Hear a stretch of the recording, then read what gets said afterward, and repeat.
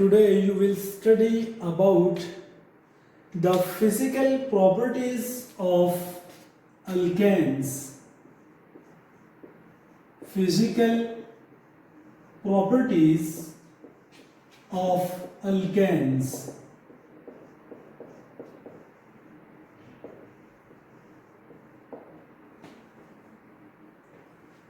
अगर हम अल्केन्स की फिजिकल प्रॉपर्टीज के बारे में बात करें, then alkanes having carbon from C1 to C4 are gases, while alkanes having carbon from C5 to C17 are liquid, and above from C17, that is heptadecane, are solids. From C1 to C4 are colorless, odorless gases, while from C5 to C17 are colorless liquid, while alkanes having carbon more than from 17 are solid. This is the first property of alkane. The second property of alkane is, as we know that alkane are non-polar. Since they are non-polar, that's why they are insoluble in water and soluble in non-polar solvent like benzene, carbon tetrachloride, ether, etc. C6H6 benzene, CCl4 carbon tetrachloride, phenol, ether, etc. Third properties: melting and boiling point increase with the increase in molecular mass. Melting and boiling point of alkane increase with the increase in molecular mass. जो number of carbon increase होते हैं, melting और boiling point alkane के increase होते हैं. For example, अगर आपके पास एक CH2 ग्रुप की एडिशन होती है अल्केन में, तो due to addition of this CH2 group, melting and boiling point will increase from 20 to 30 degrees Celsius. Since melting and boiling point increase with the increase in molecular mass, but the solubility decrease with the increase in molecular mass. So these are some physical properties of alkanes. Alkane, structure of alkane. In alkane, every carbon is sp3 hybrid. Alkane के अंदर हर carbon जो होता है वो sp3 hybrid होता है, और क्योंकि वो sp3 हाइब्रिड होता है तो डेफिनेटली इसमें जो बॉन्ड एंगल होगा वो होगा 109.5. और अल्केन का जो जनरल फार्मूला है वो होता है CnH2n+2. फॉर एग्जाम्पल, कुछ एग्जाम्पल गिवन है आपके पास. First member is alkane, is methane CH4. Second one is ethane. Third one is propane. जो अल्केन के नंबर ऑफ कार्बन इंक्रीज होते हैं तो अल्केन के जो आइसोमर हैं वो भी इंक्रीज होते हैं. If we talk about the isomeric alkane, isomer can be defined as compound having same molecular formula but different structural formula. बेटा याद रख लीजिएगा, जो फर्स्ट 3 मेंबर्स हैं methane, CH3 ethane and propane, ये जो अल्केन के फर्स्ट 3 मेंबर्स हैं they do not have any possible isomer. Why? इनका कोई आइसोमर नहीं है। रीजन इज दैट इनकी कोई और पॉसिबल स्ट्रक्चरल अरेंजमेंट नहीं है, इसलिए इनका कोई पॉसिबल आइसोमर भी नहीं है। लेकिन अगर हम ब्यूटेन की बात करें, CH3 CH2 CH2 CH3, this is an butane. अब इसकी जो दूसरी पॉसिबल अरेंजमेंट है वो ये है CH3 CH3 CH3।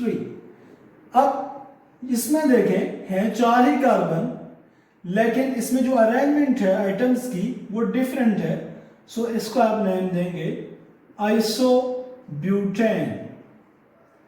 सिमिलरली जो पेंटेन है दैट इज C5H12, इसके 5 पॉसिबल आइसोटोप्स हैं। सो जो नंबर ऑफ कार्बन इंक्रीज होते हैं अल्केन्स में, नंबर ऑफ पॉसिबल आइसोटोप्स भी इंक्रीज होते हैं। Now we will discuss about the reactivity of alkanes. As we know that alkanes are also called paraffins. Alkane are also called paraffins. The word paraffins derived from 2 words, para and affins. Para mean little, affins mean affinity. It means alkane are less reactive. Now, question is, why alkane are less reactive? Actually, the inert nature of alkane lie in 2 facts. First one, inertness of sigma bond. Inertness of sigma bond. As we know that alkanes are saturated hydrocarbons. It means they contain only sigma bonds.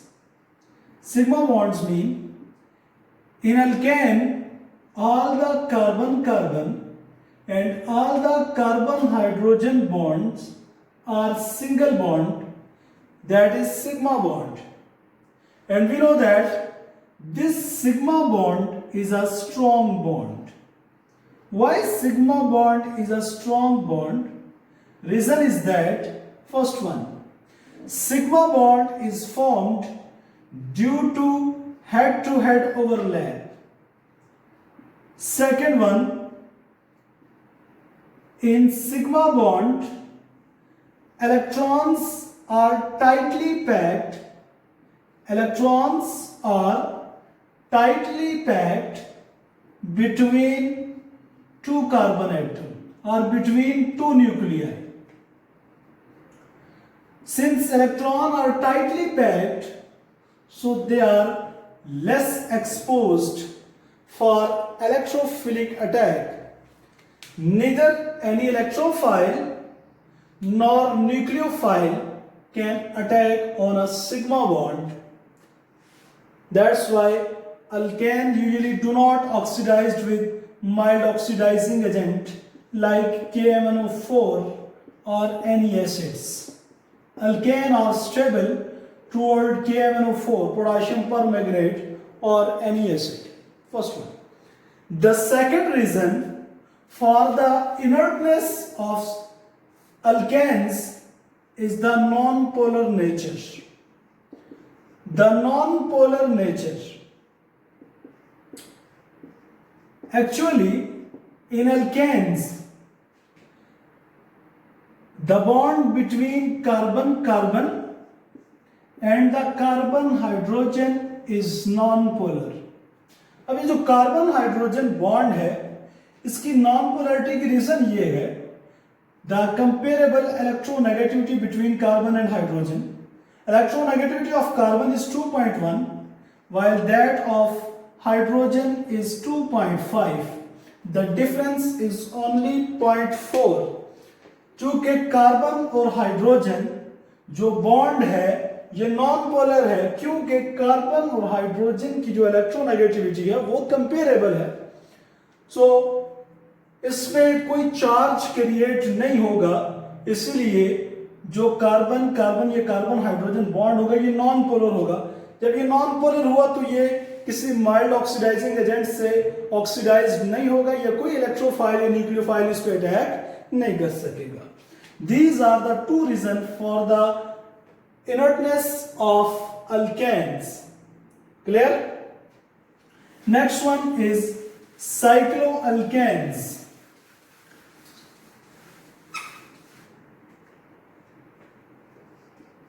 Cycloalkanes are the nomenclature of cycloalkane. Nomenclature of cycloalkanes. अब साइक्लोअल्केन को की नामी के लिए भी आपके पास कुछ rules हैं। फर्स्ट वन इज, जो आप साइक्लोअल्केन को नाम देंगे उसमें आप प्रीफिक्स साइक्लो यूज करेंगे, और जितने कार्बन आइटम होंगे वो आप उसको पेरेंट नेम देंगे। फॉर एग्जाम्पल, ये मेरे पास एक कंपाउंड है, इसको मैं अगर थोड़ा सा बड़ा करके लिखूं, ये मेरे पास एक कंपाउंड है, ये सिंस इस कंटेन 1 2 3 कार्बन आइटम, तो इसका जो नाम होगा वो होगा साइक्लोप्रोपेन। साइक्लोप्रोपेन। सिमिलरली मेरे पास एक कंपाउंड यू है, तो इसका नाम होगा साइक्लोब्यूटेन। अगर मेरे पास कंपाउंड ये है तो इसका नाम होगा साइक्लोहेक्सेन। क्लियर? अगर आपके पास कोई सब्स्टिट्यूट अटैच है किसी भी साइक्लिक हाइड्रोकार्बन के साथ, जैसे ये मेरे पास कंपाउंड है साइक्लोप्रोपेन, लेकिन इसमें इस कार्बन के साथ CH3 भी अटैच है, तो इसको आप नेम देंगे मिथाइल साइक्लोप्रोपेन। Methyl cyclopropane. लेकिन अगर आपके पास दो सब्स्टिट्यूट अटैच हैं तब आप उनकी नंबरिंग करेंगे, और नंबरिंग कैसे करेंगे कि उनका जो सम है वो मिनिमम आए। फॉर एग्जाम्पल, मेरे पास एक कंपाउंड है ये, अब इसमें दो सब्स्टिट्यूट अटैच, एक CH3 ये है, एक CH3 ये है। अगर मैं इसको ये वाली नंबरिंग करता हूं 1 2 3 4, तब 1 + 2 जो सम आएगा वो आएगा 3। अगर मैं नंबरिंग यहां से करता हूं 1 2 3 4, तब जो सम आएगा 1 + 4 = 5। देखो मिनिमम सम जो है वो 1 + 2 इस तरह नंबरिंग से आएगा। सो आप जो है इसकी नंबरिंग यहां से करेंगे तो इसका नाम होगा 1,2 डाइमिथाइल साइक्लोब्यूटेन। 1,2 dimethyl cyclobutane.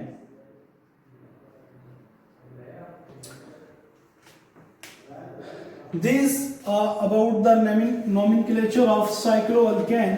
अब हम कुछ इसकी एग्जाम्पल करते हैं। फॉर एग्जाम्पल, मेरे पास एक कंपाउंड है ये, अब इसमें एक सब्स्टिट्यूट यहां पे अटैच है और दूसरा सब्स्टिट्यूट यहां पे अटैच है। दो सब्स्टिट्यूट दोनों मिथाइल हैं, तो इसका नाम होगा 1,2 dimethyl 1,2 dimethyl cyclopentane. 1,2 dimethyl cyclopentane.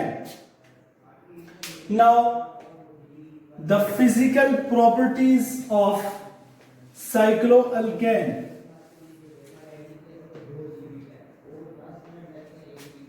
Physical properties of cycloalkane. The physical properties of cycloalkane are resembled with the physical properties of alkanes, not simple alkanes. बेटा इनकी प्रॉपर्टीज में कोई इतना डिफरेंस नहीं है. हाँ, अगर हम स्टेबिलिटी की बात करें देन ये मैं कुछ कंपाउंड लिखता हूं, एक साइक्लोप्रोपेन, साइक्लोब्यूटेन एंड साइक्लोपेंटेन. इन तीनों में से जो स्टेबल होगा वो साइक्लोपेंटेन होगा. ये जो होगा ये लेस स्टेबल होगा. ये लेस स्टेबल क्यों है? इसलिए कि इसमें एंगल स्ट्रेन क्रिएट हो रहा है. क्या क्रिएट हो रहा है? अब ये एंगल स्ट्रेन क्या है? अब अगर हम साइक्लोअल्केन की स्ट्रक्चर की बात करें, स्ट्रक्चर ऑफ साइक्लोअल्केन, तो बेटा ये भी याद रखना दो बातें. एक, साइक्लोअल्केन में भी every carbon is sp3 hybrid. एक. Number 2, in cycloalkanes the general formula of cycloalkane is CnH2n. चूंकि इसमें जो फर्स्ट और लास्ट कार्बन वो आपस में कंडेंस्ड होते हैं तो उसकी वजह से उसमें दो हाइड्रोजन लेस हो जाते हैं. सो साइक्लोअल्केन और अल्कीन का जनरल फार्मूला सेम है. सिंस इसमें जो हाइब्रिडाइजेशन है वो sp3 है और हमें पता है कि sp3 में जो बॉन्ड एंगल होता है वो होता है 109.5. लेकिन इन साइक्लोप्रोपेन जो बॉन्ड एंगल है वो 109.5 से डिक्रीज होके 60 डिग्री तक आ गया. एंगल 109 से डिक्रीज होके कहां पे आया? 60. अब ये जो एंगल डिफरेंस है इसको हम कहते हैं एंगल स्ट्रेन. ये बिल्कुल ऐसा ही है जैसे आप किसी स्टिक को ऐसे बाय फोर्स फोल्ड करें. सो उसमें बेशक एंगल 180 से तो डिक्रीज हो जाएगा, लेकिन जो ही आप उसको छोड़ेंगे एंगल सीधा हो जाएगा. अब वो जो फोर्स करके आप उसको बेंड करें, दिस इज एंगल स्ट्रेन, कि एंगल खुद को दोबारा एडजस्ट करने की कोशिश करें. लेकिन cyclobutane is more stable as compare to cyclopropane. Reason is that इसमें एंगल स्ट्रेन लेस, 109 से 90 तक पहुंच गया, 109 से 9. अब यहां पे इसका एंगल स्ट्रेन क्या होगा? लेस. अब साइक्लोपेंटेन मोर स्टेबल है, cyclohexane is more stable. Then जो कार्बन नंबर बढ़ते जाएंगे अगेन एंगल स्ट्रेन क्रिएट होता जाएगा. Next one is the reactivity of cycloalkane. The reactivity of cycloalkane is just like the reactivity of alkanes. As like alkanes, cycloalkane are also less reactive. और इसमें भी reason वही, एक जो sigma bond होता है वो इनर्ट बॉन्ड होता है और दूसरा कि इसमें जो कार्बन हाइड्रोजन बॉन्ड होता है वो नॉन पोलर होता है. Carbon hydrogen bond non polar क्यों होता है? क्योंकि इसमें जो इलेक्ट्रोनेगेटिव डिफरेंस है बिटवीन कार्बन और हाइड्रोजन वो बहुत स्मॉल है. तो बेटा अभी तक आपने पढ़ा physical properties of alkane, structure of alkane, isomeric alkane, reactivity of alkane, then nomenclature of cycloalkane, structure of cycloalkane, physical properties of cycloalkane, stability of cycloalkane, and last one is the reactivity of cycloalkane. So ये आज आपका छोटा सा lecture था. इंशाल्लाह कल हम पढ़ेंगे फ्री रेडिकल सब्स्टिट्यूशन रिएक्शन. तब तक के लिए अल्लाह हाफिज. Stay home, stay safe.